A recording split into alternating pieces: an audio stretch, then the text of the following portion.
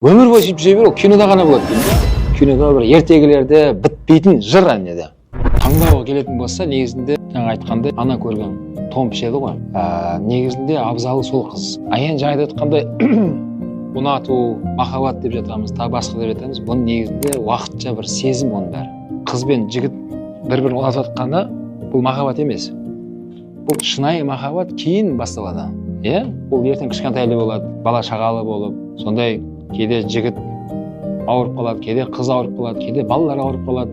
Жас отбасы екеуі бір-біріне қолдау білдіріп, бір-бірінің орнын басып, кезекпен ұйықтап, сен демала тұр, мен балаға қарай тұрайын. Осы сәттердің бәрі шынайы махаббатты оятады бір-біріне. Жігіт қызға риза болады, мына қызым маған жаны ашып, әйелім жаңағыдай не демала тұр, шаршадыңыз ғой деп маған жаны ашып жатыр дейді. Или жігіт те қыздың орнын, әйелінің орнын басып, сен кішкене демала басайшы, мен өзім қарайын деген кезде